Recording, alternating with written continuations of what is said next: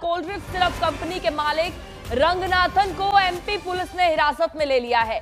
जहरीले cough syrup से बच्चों की मौत के बाद से पुलिस कंपनी के मालिक की लगातार तलाश कर रही थी। रंगनाथन को हिरासत में लेने के बाद एमपी पुलिस उससे पूछताछ कर रही है। कई पहलुओं को लेकर उससे पूछताछ की जाएगी। इस पूरे मामले में कई बच्चों की मौत भी हो चुकी है।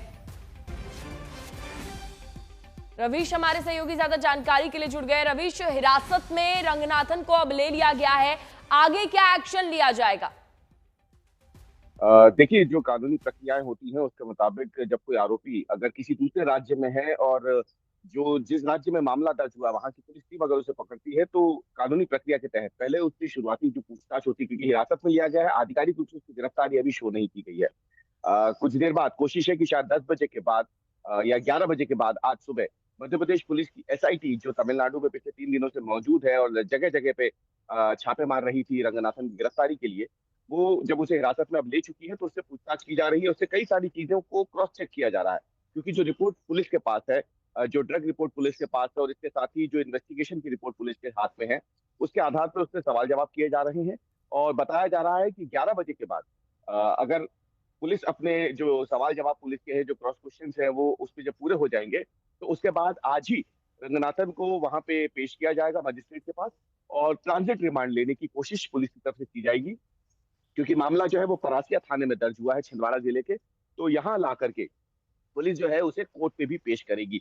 इससे पहले पुलिस चेन्नई में उससे पूछताछ करके तमाम जो सवाल हैं पुलिस के, जो कोई अपने साथ लिस्ट लेकर के गई है, वो उससे पूछताछ करेगी। मसलन ये ड्रग वो कब से इस्तेमाल कर रहा था सिरप में और कहाँ कहाँ से उसे इस ड्रग की सप्लाई हुई थी, जो प्रोपिलीन ग्लाइकोल है या इससे ज्यादा खतरनाक जो डाइएथिलीन ग्लाइकोल है, जो कि पूर्णतः प्रतिबंध है इस तरीके की सिरप में, कफ सिरप में खास तौर से।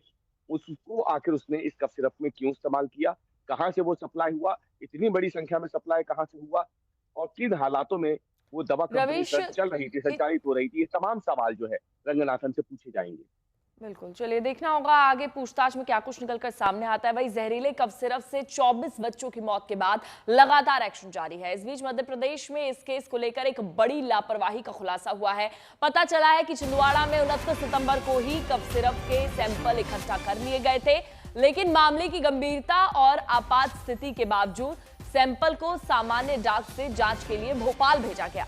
29 सितंबर को सैंपल इकट्ठा किए जाने के 4 दिन बाद 3 अक्टूबर को सैंपल भोपाल पहुंचा और फिर अगले दिन 4 अक्टूबर को सैंपल की जांच की गई और खतरनाक पाए जाने के बाद उसी दिन एमपी सरकार ने पूरे प्रदेश में कोल्ड ड्रिंक सिरप पर बैन लगाया था। तो लापरवाही की हद समझिए। इस कफ सिरप के पूरे मामले में national centre for disease control ने सैंपल इसमें लिए हैं। काफी समय लगा है, 29 सितंबर तक ये सैंपल जमा किए गए। तो बहुत बड़ी लापरवाही ये एक सामने आई है। जब पता चला कि ये खतरनाक है, जांच की गई, सैंपल खतरनाक पाए गए, उसके बाद एमपी सरकार ने पूरे प्रदेश में कोल्ड ड्रिंक सिरप पर बैन लगाया।